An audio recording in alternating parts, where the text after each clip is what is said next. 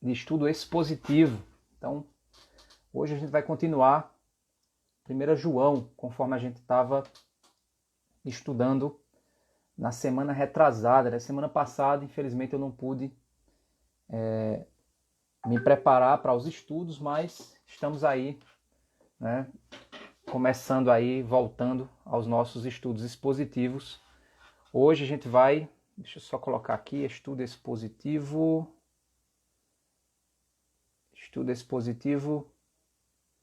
de 1 João. 1 João, a gente vai ver hoje capítulo 2. Estamos aí no verso 18 até o verso 27. Deixa só eu ajustar aqui. Olha, nosso intérprete já chegou. Deixa eu fixar o comentário. Ok, então estamos aí vendo 1 João capítulo 2, do verso 18 ao verso 27. Esse é o nosso estudo de hoje, né? Com a graça de Deus, estamos aí. E aí o nosso estudo, irmãos, a gente vai... Boa noite, tudo bom? Boa noite, tudo bem? Tudo bem.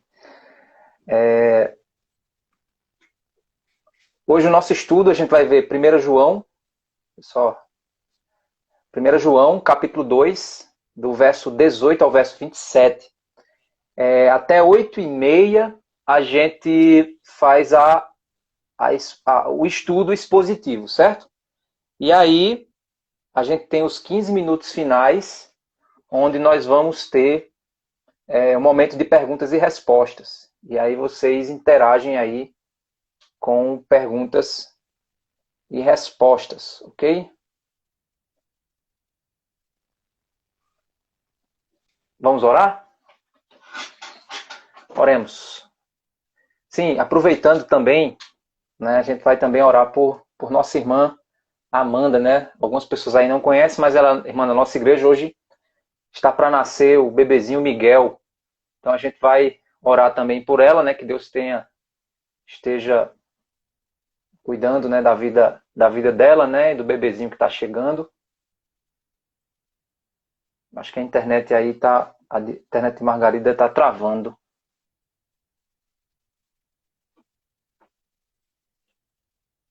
Tá travando.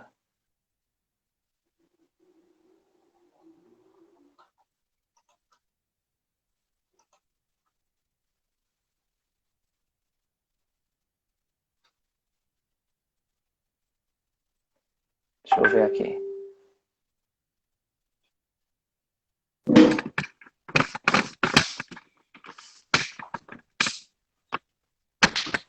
Margarida, eu acho que a tua internet ela tá travando aí, né?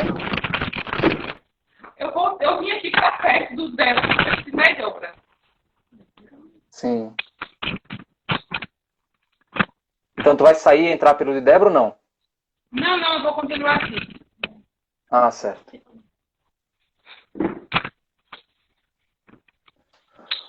Ok, então vamos lá, gente. Vamos lá, começando, né? Vamos orar, aproveitar e orar também, né, por Amanda, né? Que Deus conduza aí o parto dela, né? Que venha Miguel aí com muita saúde, com a graça de Deus. Vamos orar.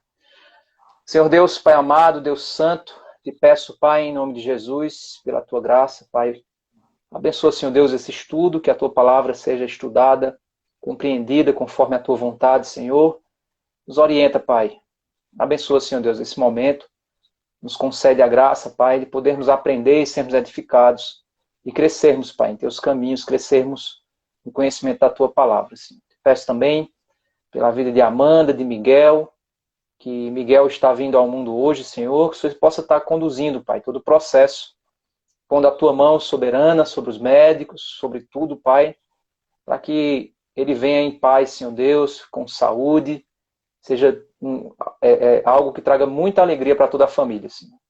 É isso que nós te pedimos, em nome de Jesus. Amém. Bem, nós estávamos já estudando aqui, 1 João, a gente já viu já até o capítulo 2, verso 17. Né? Então, se você perdeu os estudos anteriores, Então vai lá no canal do YouTube, lá você vai ter os outros estudos expositivos. A gente já estudou muitos livros aqui já, certo? Estudamos Pedro, estudamos Tito, estudamos Filemon, estudamos vários livros. Então, se você perdeu os estudos anteriores, vai lá no meu canal do YouTube e você vai ter lá acesso a todos os outros estudos, certo? Bem, estudando 1 João, a gente já viu aqui que o capítulo 1, verso 5, João fez uma afirmação muito importante, né? E a afirmação feita por João, ela é o que dá a base para tudo aquilo que João faz posteriormente, né? Tudo aquilo que João trabalha, né? Toda a argumentação de João, ele faz com base na afirmação do verso 5, quando ele diz, Deus é luz e nele não há treva nenhuma. E aí o desdobramento dessa argumentação de João ocorre aí no verso 7, né? Quando ele diz que se andarmos na luz, estamos em comunhão com Deus. E ao andarmos na luz, nós devemos andar com uma batalha contra o pecado que há em nós, confessando a nossa condição, tanto a nossa natureza pecaminosa, quanto também a nossa batalha contra o pecado. E nós não podemos negar que somos pecadores. E aí ele depois, ele entra numa segunda questão, né, no segundo argumento, que diz que se você conhece a Deus, ou seja, se você anda na luz, que Deus representa essa luz, nós temos, então, comunhão uns com os outros e cumprimos o mandamento do amor, porque esse mandamento ele é a prova visível, né, de que nós andamos na luz quando nós amamos os nossos irmãos. Então, basicamente, João, no início da carta, ele argumentou a respeito de duas condições visíveis que separam um verdadeiro cristão de um falso cristão. O verdadeiro cristão, ele anda na luz, ou seja, ele luta contra o pecado, e um verdadeiro cristão, ele busca amar a Deus sobre todas as coisas e, consequentemente, ele ama ao seu irmão como uma manifestação visível do amor que ele tem a Deus. Então, essa condição é o que diferencia um crente verdadeiro de um crente falso. Essa condição é o que diferencia um crente verdadeiro de um crente falso, certo? E aí é ali onde ele entra, né, no verso do capítulo 2, do verso 12 até do verso 12 e o verso 14, é onde João trabalha, então, a certeza que aquelas pessoas tinham de que elas eram filhas de Deus, né? E aí ele trabalha filhinhos, aí, pai, eu vos escrevo porque vocês conhecem aquele que existe. Filhinhos, jovens, escrevo a vocês porque vocês venceram o maligno. Então ele trabalha com aquela convicção que o crente tem de que venceu em Cristo Jesus, né? De que venceu o mundo em Cristo Jesus. E aí, deixa eu só colocar aqui, desativar o som dessa... Ok. Então, nós temos aqui que depois ele começa a mostrar que uma consequência dessa vitória, né, é o fato do homem. Então, aí você tem agora um inimigo, né, um inimigo à vida cristã. E do verso 12 ao verso 14, nós vencemos o maligno. Essa é a grande pegada, vamos dizer assim, do verso 12 ao verso 14. E aí ele trabalha com o mundo. Então, não amem o mundo. E depois ele trabalha com a carne. Então, ali, basicamente, do 12 ao 17, nós vemos ali ele trabalhando os inimigos da espiritualidade. Né? Então, a gente poderia tentar entender dessa forma. Os inimigos da espiritualidade, que é o quê? O diabo, o mundo e a carne. Certo?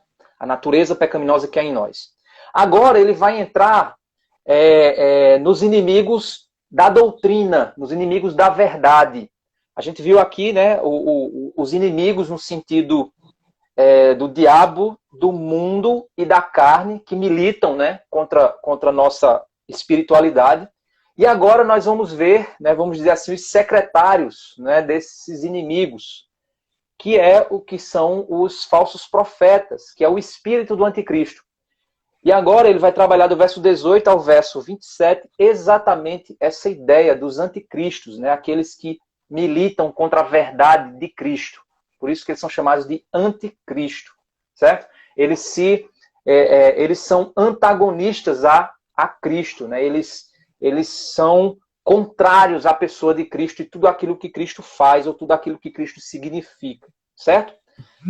Verso 18, ele diz o seguinte: filhinhos, e aí, mais uma vez, ele está iniciando um novo raciocínio. Vocês lembram que eu já falei para vocês que a gente tem que ficar atento numa carta, numa epístola, às palavras que vão iniciando ou que vão sendo repetidas para definir as argumentações.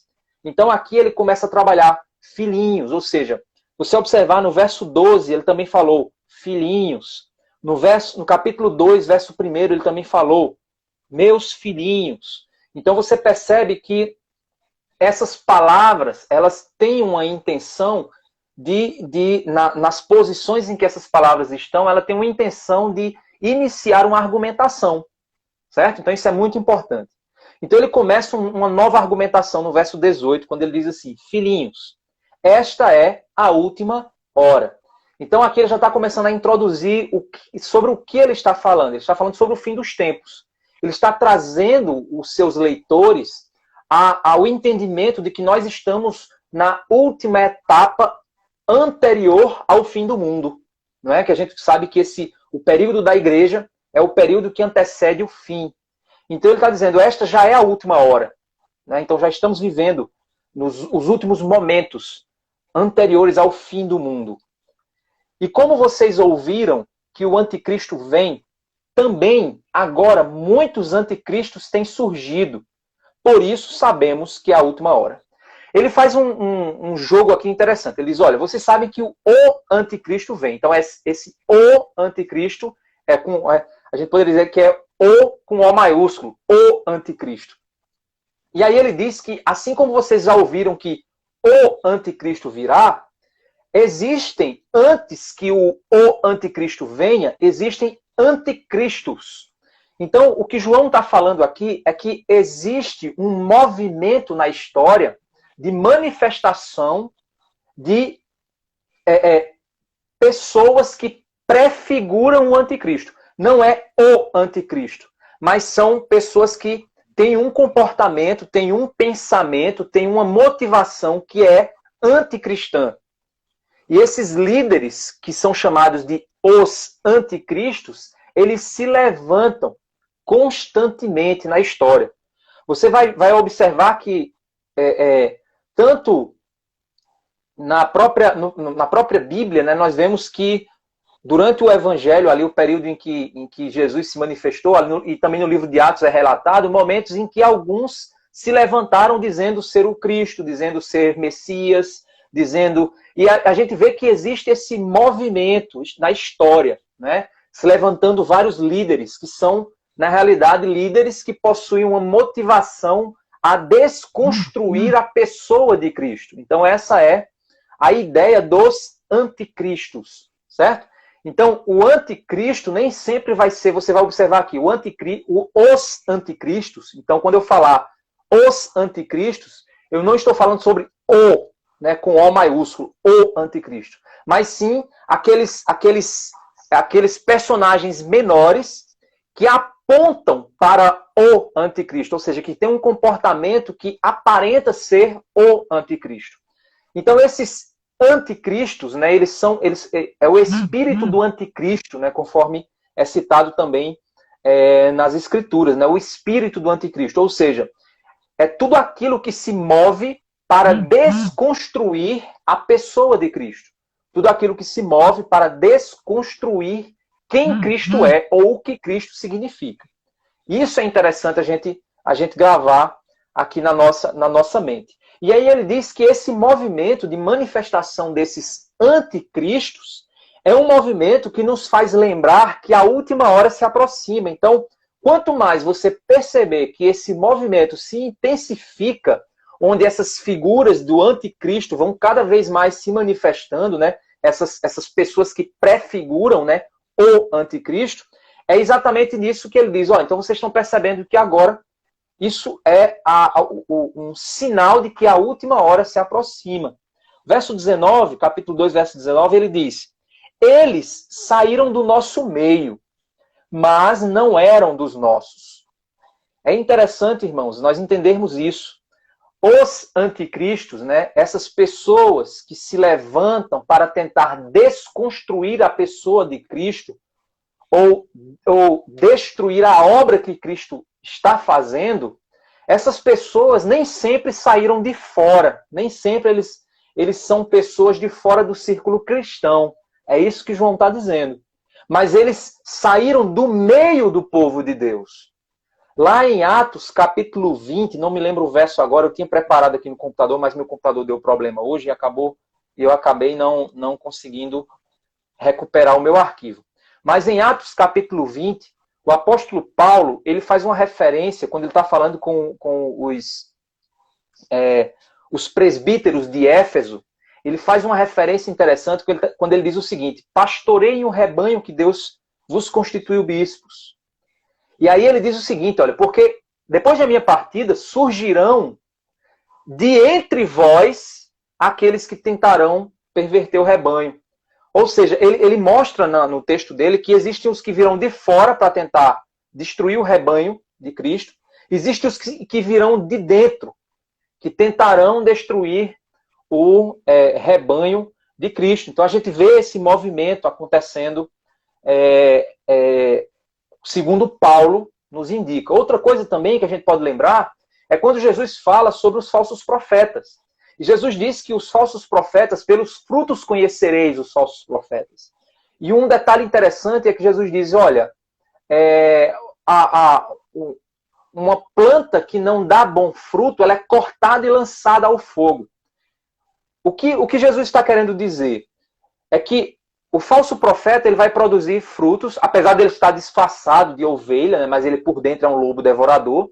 Ele pode produzir um fruto que aparentemente é bom. No entanto, o senhor da árvore, o agricultor, o dono da seara, ele sabe o que é joio e ele sabe o que é trigo. E no tempo oportuno, ele irá manifestar a condenação dele para com estes homens. Então é interessante você perceber que o mesmo pensamento, o mesmo eco de entendimento está presente aqui nesse verso 19, quando ele diz, eles saíram do nosso meio, mas não eram dos nossos. Então ele não está falando de alguém que era crente e deixou de ser crente, ele não está dizendo isso. Ele está dizendo que era alguém que convivia no meio do povo e que só saiu do meio do povo porque não pertencia ao povo de Deus. Certo? Teriam permanecido, aí ele diz assim, porque se tivessem sido dos nossos, teriam permanecido conosco. Então, uma das condições, irmãos, que a gente percebe é que o espírito do anticristo, né, a pessoa que não é cristã verdadeira, ou que tem uma intenção contrária à obra de Deus, ela não consegue permanecer no meio do verdadeiro povo de Deus. Isso é um detalhe importante, viu, gente? Porque um falso crente, ele pode permanecer sim dentro de uma falsa igreja. Porque a falsa igreja não incomoda o crente com a palavra, não incomoda o crente com a doutrina verdadeira. Assim como o falso profeta, assim como alguém que tem uma motivação de anticristo, esta pessoa permanecerá sim no meio do povo de Deus, sem ser no meio de um povo, né, de uma falsa igreja, sem ser incomodado. No entanto, uma verdadeira igreja que pregue verdadeiramente a palavra, ela naturalmente expulsa do meio dela, por um movimento do Espírito de Deus, naturalmente, como diz o Salmo 1, que eles não permanecerão na congregação dos justos. Salmo 1, depois dê uma lida lá no final do Salmo 1, ele fala sobre isso. Eles não permanecerão, porque naturalmente, quando a palavra é pregada, os anticristos, né, a pessoa que tem uma motivação anticristã, ela vai naturalmente se levantar contra a verdadeira doutrina, vai tentar perverter a doutrina, mas ela não vai conseguir fazer isso com o povo de Deus, verdadeiro povo de Deus ali. Então, naturalmente, o que é que acontece? Ela se volta contra o povo de Deus, ela deixa o povo de Deus e ela passa a pregar sua falsa doutrina. Se você observar, muitas seitas e heresias surgiram exatamente a partir desse movimento. o movimento de alguém contrário à palavra, propondo uma nova doutrina, e essa nova doutrina não foi recebida no seio do povo de Deus, e naturalmente essas pessoas elas saltam do meio do povo de Deus. Elas saem do meio do povo de Deus porque elas não querem doutrina verdadeira. Elas não querem a palavra sendo pregada. E é isso que João está dizendo. Eles saíram do nosso meio, mas não eram dos nossos. Porque se tivessem sido dos nossos, teriam permanecido conosco. Mas eles se foram para que ficasse manifesto que nenhum deles é dos nossos. Então, meu irmão, um dos sinais que de um verdadeiro profeta de Deus é o fato dele permanecer fiel às Escrituras anos e anos e anos. Então, se você vê um jovem pregando as Escrituras de maneira poderosa, de maneira bíblica, você só vai perceber de fato se ele é um homem de Deus de fato, não no fato dele estar pregando poderosamente naquele momento em que ele está ali, mas o fato de ele ter um ministério profícuo, ou seja, um ministério que gera resultados a longo prazo e que a permanência e a fidelidade dele leva essa verdade por longos e longos e longos e longos anos. Certo? Então, você, jovem aí, que gosta... Eu me considero um pastor jovem. Mas não despreze pastores de longa data por causa de mim. Certo?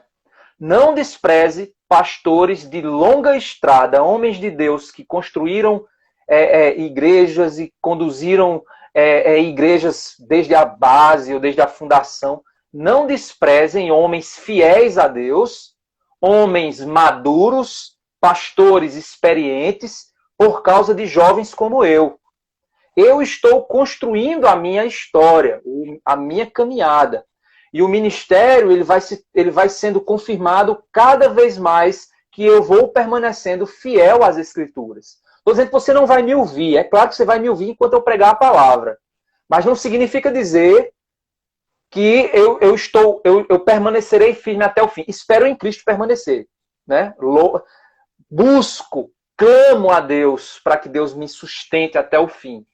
Mas isso vai ser sinal de que eu permaneço ao Senhor, que eu permaneço com o Senhor. E a minha confiança não está nas minhas capacidades, mas na graça dele. Enquanto eu permanecer fiel à graça, enquanto eu permanecer confiante na graça do Senhor, na obra que ele está fazendo em mim, eu permanecerei nessa caminhada. E isso é algo que vai sendo construído. Então, é por isso que a palavra de Deus, ela nos deixa muito claro isso. Isso se manifesta. Então, eu vejo, irmãos, jovens, pastores de internet, pegando brigas aí com pastores de longa data, homens respeitosos. Esse não é o caminho correto. Certo? O cara, às vezes, tem um ministério aí de 3 anos, 4 anos, 5 anos, e já quer bater em caras que têm 20, 40, 50 anos de estrada aí na caminhada. Isso não é correto. Isso não é correto. Isso já mostra a natureza dessas pessoas. Eu não estou falando de bater em heresia. Herege, o cara tem que bater mesmo em herege. Eu estou falando de pastores consolidados, homens de Deus.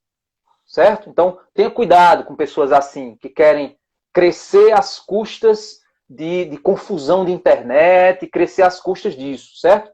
Tome cuidado com isso. Verso 20, porque cai, viu? Anote o que estou dizendo, cai. O cara não fica em pé muito tempo, não. O cara cai, certo? A vaidade, o orgulho, a soberba sobe, o cara cai. Então, olha, muito atento a isso, ok?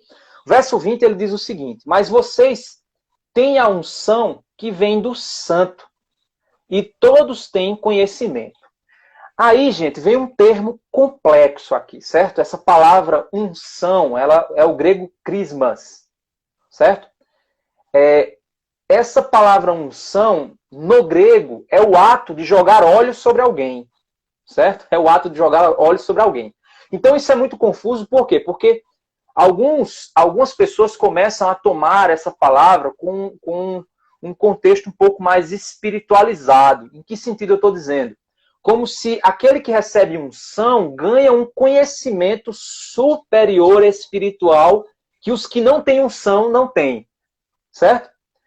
E isso é uma concepção equivocada da palavra unção. Vocês já devem ter visto alguém dizer assim, mas rapaz, aquele homem ali tem uma unção e aquele ali não tem. Só que as pessoas, quando falam isso, elas falam no contexto de que a unção vem de um conhecimento mais profundo, como se fosse uma coisa gnóstica, ou seja, uma gnosis, né? Um conhecimento elevado que ninguém tem alcance. E não é esse o sentido da palavra. O sentido da palavra aqui, tudo indica, e alguns especialistas afirmam isso, tudo indica que está voltado, deixa eu até mostrar aqui, por exemplo, eu concordei bastante com a análise aqui desse irmão aqui, o W. Stott, John Stott. Uma das coisas interessantes para você perceber é que quando ele usa o termo unção, ele está relacionando a ideia de unção e conhecimento. Então, tudo indica que a ideia de unção aqui está voltado à capacitação que o Espírito de Deus nos dá para conhecer as verdades a respeito do Evangelho. E essa unção, ela é algo básico na vida de todo verdadeiro cristão. Está entendendo? Não é uma unção que concede a ele um conhecimento superior, mas é uma unção, ou seja, é uma capacitação que concede ao cristão a capacidade espiritual de compreender o Evangelho, o conteúdo do Evangelho, e esse conteúdo do Evangelho, ele entender que é verdadeiro e transformador da vida dele, certo? Então, alguém que tem conhecimento, mas não tem unção, é uma pessoa que tem apenas o conhecimento intelectual a respeito do Evangelho, mas não significa dizer que ele é crente. Então, alguém que tem... Um crente, ele tem conhecimento e unção, ou seja, ele é capacitado pelo Espírito Santo de Deus para compreender, experimentar as verdades eternas do Evangelho. É isso que João está querendo dizer aqui, certo? Então, ele está dizendo aqui, vocês têm unção que vem do Senhor e todos têm conhecimento. Ou seja, vocês têm a capacidade, pelo Espírito Santo de Deus, que ungiu vocês a compreenderem as verdades do Evangelho. Vocês têm conhecimento disso. Certo? Ok. Por que ele está dizendo isso? Para garantir segurança. Quando ele diz aqui, não escrevi a vocês porque não conhecem a verdade, mas porque vocês a conhecem. E porque nenhuma mentira procede da verdade. Então ele está dizendo o seguinte, olha, eu vou dizer uma coisa para vocês, que o Espírito Santo de Deus vai dar a convicção, e já deu essa convicção, e o conhecimento de que o que eu vou dizer a vocês é verdadeiro. E quem discorda disso não é crente verdadeiro. É isso que o João está dizendo. Então no verso 21 ele diz o seguinte, não escrevi a vocês porque não conhecem a verdade, mas porque vocês conhecem. E porque nenhuma mentira procede da verdade. Quem é o mentiroso, senão aquele que nega que Jesus é o Cristo? Este é o anticristo, o que nega o Pai e o Filho. Todo aquele que nega o Filho, esse não tem o Pai. E aquele que confessa o Filho tem igualmente o Pai. Então, a base para um cristão verdadeiro é ele ter conhecimento e convicção. Certo? Eu vou usar essas duas palavras. Conhecimento e convicção. Isso é unção. Certo? Unção. Conhecimento, convicção. Unção. Então, um crente que tem o conhecimento e a convicção de que Jesus é o Cristo, o Filho de Deus, este sim possui a verdade diante dele. Mas o cristão que não possui o conhecimento e a convicção de que Jesus Cristo é o Filho de Deus, ou que nega que Jesus Cristo é o Filho de Deus, esse está alinhado ao espírito do anticristo. É isso que João está dizendo aqui. Esse está alinhado ao espírito do anticristo, que é um espírito que nega que Jesus veio em carne. É um espírito que nega que Jesus é o Filho de Deus. É um espírito que começa a criar teorias que desqualificam a pessoa de Cristo. Não, Jesus foi um mestre.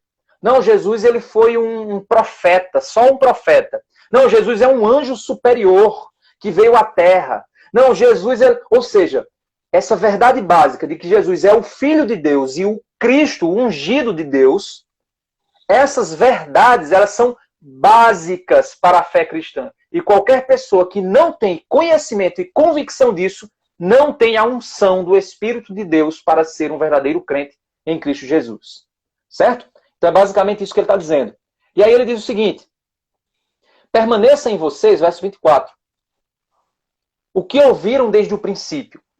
Ou seja, vocês ouviram o evangelho desde o princípio. Vocês ouviram a verdade a respeito de quem Cristo é desde o princípio. Então, permaneça nessa verdade. É uma verdade tão simples, tão básica, tão profunda, mas ela é a verdade. Então, permaneçam no que vocês ouviram. Cuidado com novidades. Cuidado com coisas que vão além, ou conhecimentos misteriosos. João estava lidando aqui com o gnosticismo, era um problema. E aí ele diz, permaneçam em o que vocês ouviram desde o princípio. Se o que ouviram desde o princípio permanecer em vocês, também vocês permanecerão no Filho e no Pai. Ou seja, a permanência, a fidelidade ao conhecimento e à convicção da verdadeira doutrina é a prova de que nós somos filhos de Deus. E enquanto nós permanecemos lutando pela fidelidade, lutando pela verdade, buscando conhecer cada vez mais aquilo que é a verdade das Escrituras, isso é sinal de que Cristo permanece em nós, é sinal de que nós permanecemos nele. Não é que depois eu vou esquecer e vou perder salvação. Não é isso, salvação não se perde. Mas isso é a evidência visível, a evidência na minha vida. O desejo por buscar a verdade, o desejo por me esvaziar de mim mesmo, o desejo por me preencher pelas verdades eternas do Espírito de Deus, pela verdade da palavra de Deus, a permanência e o desejo de permanecer nela é a evidência de que o Espírito Santo habita em mim, de que eu sou filho de Deus. E aí ele diz aqui,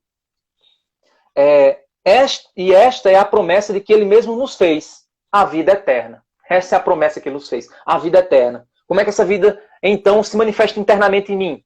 O desejo de permanecer nas verdades que eu aprendi a respeito do Evangelho, e estar convicto, cada vez mais poderosamente convicto dessas verdades em minha vida. Verso 26. Isto que acabo de escrever para vocês é a respeito dos que estão tentando enganá-los.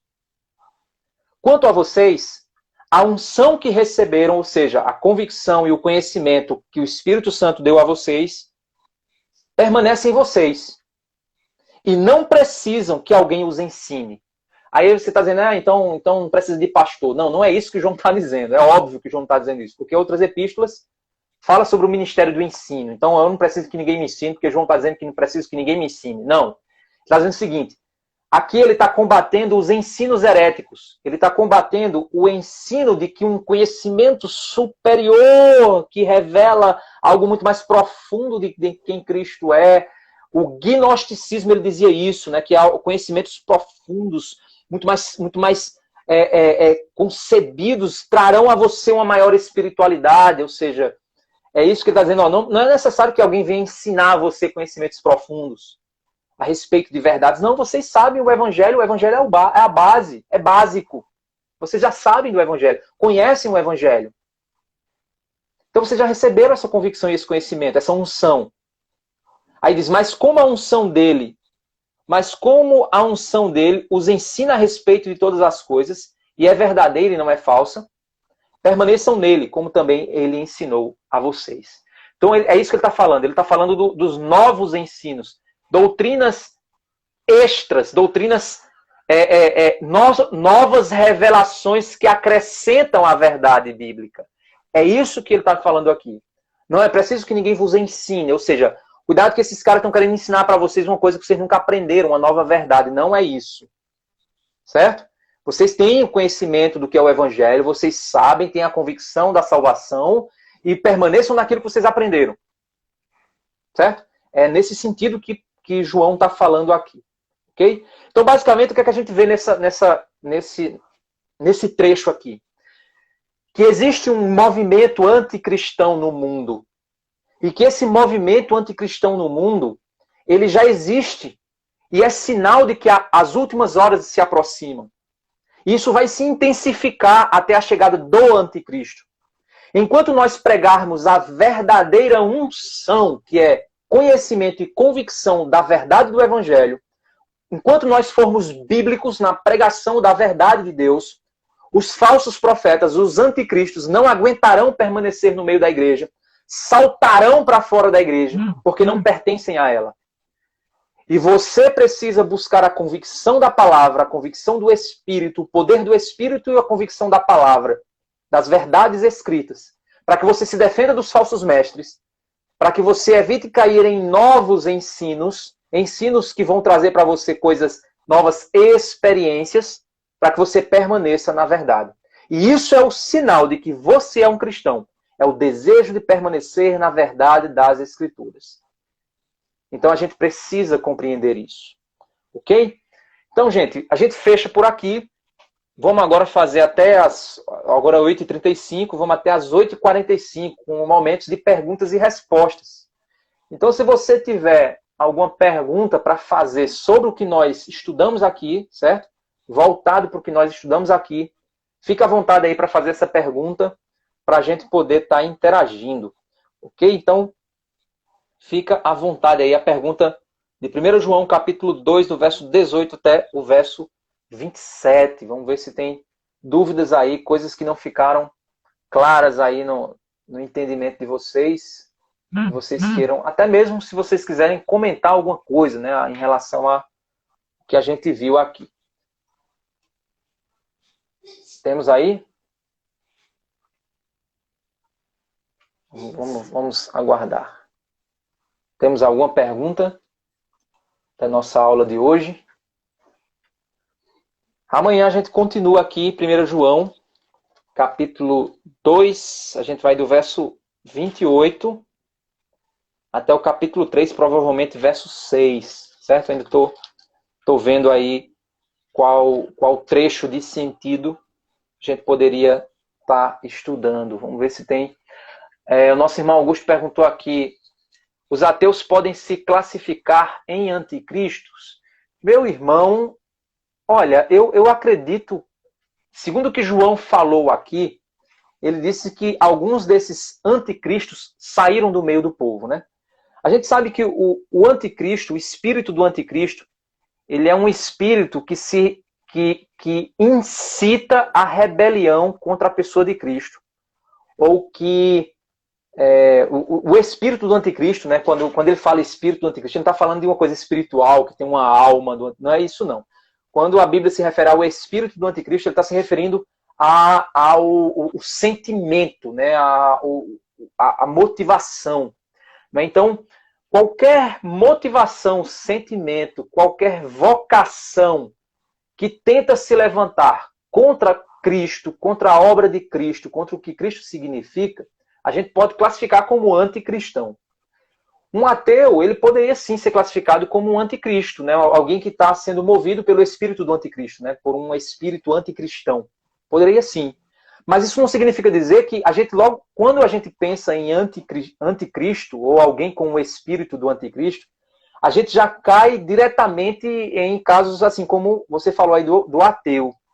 Mas a gente esquece que o pior tipo de anticristo não é o ateu.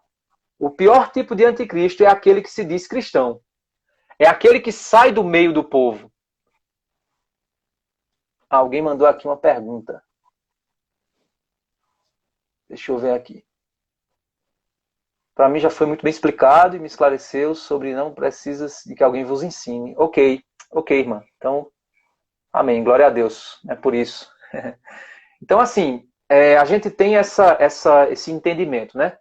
O problema maior é que o alerta de João é que os anticristos saíram do meio do próprio povo de Deus. Esses são os mais perigosos, né? São aqueles que até parecem defender Cristo, mas na realidade eles estão pregando um outro tipo de Cristo. Não é o Cristo verdadeiro, o Cristo do Evangelho, não é o Evangelho bíblico. É um outro tipo de Evangelho, é um outro tipo de Cristo. E esse é que é realmente o grande perigo que a gente pode ter aí. E que hoje, cada vez mais, como João disse aqui, a hora se aproxima. Ou seja, a gente sabe que já está na última hora, porque os anticristos se multiplicam. Você percebe aí quanta gente aí pregando sobre Jesus, né? Quanta gente dizendo que estão pregando o Jesus verdadeiro. Né? E aí a gente percebe esse movimento cada vez mais se intensificando. Nossa irmã Socorro aqui perguntou, tem congregação que a unção é de forma diferente, ficam se debatendo. Exatamente, irmã. Tem pessoas que essa perspectiva, né, de que unção é esse movimento, né, você ficar eles misturam avivamento com unção, né? Então, avivamento são grandes demonstrações do Espírito de Deus. E aí eles dizem que o Espírito se manifesta por meio de demonstrações de poder. E esse poder é pessoas ficar pulando, se debatendo. A Bíblia, em nenhum lugar, a Bíblia defende isso. A Bíblia não apresenta em nenhum lugar que demonstrações de poder é isso. Pelo contrário, o livro de Atos deixa muito claro que as demonstrações de poder e intrepidez do Espírito são a coragem de pregar a palavra e de pregar a palavra de modo poderoso, de modo dinâmico, que eu digo assim, não é inventando novas coisas, mas é de modo a ser bem compreendido. Esse poder de fazer as pessoas compreenderem pelo Espírito Santo de Deus. Isso é o poder da pregação, né, do Evangelho. Então, isso é ser cheio do Espírito Santo, né, segundo as Escrituras. Então, ser cheio da unção do Espírito é ser cheio de quê? De convicção, de transformação do Espírito de Deus e de saber falar poderosamente desse Espírito, falar poderosamente das verdades contidas nas Escrituras, de modo a gerar transformação na vida das pessoas por meio do Espírito Santo. Isso é unção, isso é a verdadeira convicção que produz, né, a unção do Espírito que produz essa convicção poderosa e essa pregação poderosa do Evangelho que transforma vidas a partir das verdades. Alguém mandou aqui uma outra mensagem aqui. É de chocar o tamanho do mal, né? O nosso irmão Gabriel colocou aqui que o gnosticismo causava, o tamanho do mal que o gnosticismo causava no início da igreja. Como na carta de Judas, João também alerta. Exatamente, meu irmão Gabriel.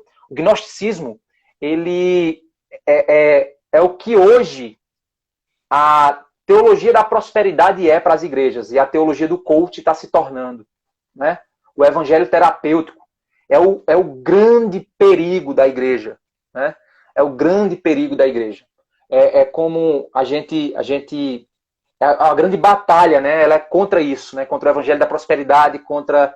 Hoje tem muito mais coisas, mas o gnosticismo ele tinha muito poder mesmo, né? Porque ele vinha de uma raiz muito filosófica, muito intelectual dos gregos, e aí vinha toda essa coisa enfeitiçando, né, a imaginação do pessoal. Luciano colocou aqui, a pessoa pode cobiçar a biblioteca. Não, isso não é unção não, viu? Você cobiçar a minha biblioteca aí não é unção não. Aí você... Aí deixa... Aí não é unção, aí é não são. Deus abençoe, irmão. Saudade aí de vocês, viu? Tiago perguntou aqui. Eita, o pessoal hoje, graças a Deus, está participando aí. O que seria, então, o verdadeiro avivamento? Tiago, meio que eu já respondi, né? O verdadeiro avivamento é aquilo que o Espírito Santo produz na vida de alguém, que é o quê? Transformação, submissão a Cristo, amor a Deus sobre todas as coisas, mudança de vida. Isso é o avivamento, é o que a obra do Espírito Santo de Deus faz na vida das pessoas. Transforma mortos em vivos, e esses mortos que antes eram mortos e passam a ser vivos, passam a viver em amor ao Evangelho, vidas transformadas, e impactam a geração, impactam as pessoas que estão ao seu redor, através de um testemunho poderoso de transformação, de vida no Evangelho, de pregação dessa palavra que ele recebeu. Deixa eu ver aqui. Tem mais...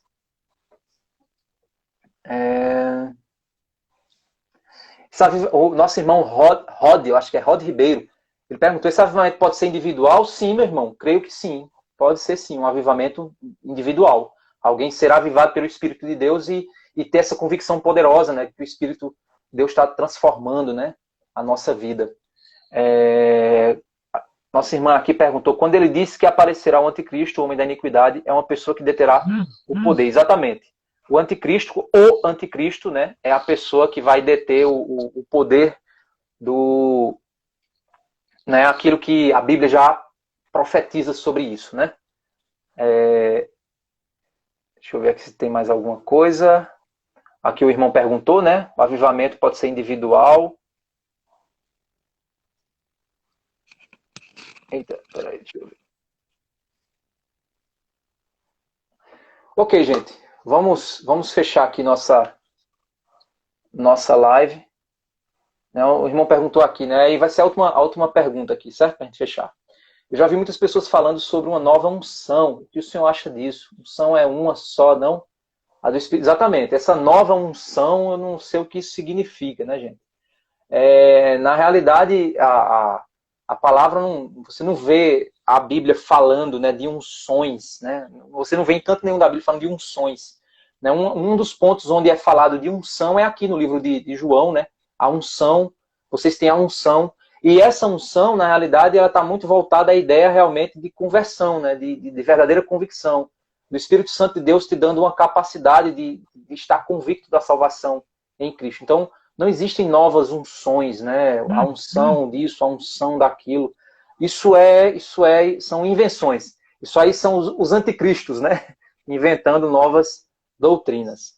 Ok, irmãos? Então, Deus abençoe. Amanhã a gente vai, né, avançar aqui no nosso estudo, né? Convida mais pessoas, esteja aí participando aí dessa aula, né? Então, aqui temos pessoas aqui no Facebook e no Instagram. Deus abençoe vocês e até amanhã, se Deus quiser. Tchau, Margarida. Tchau.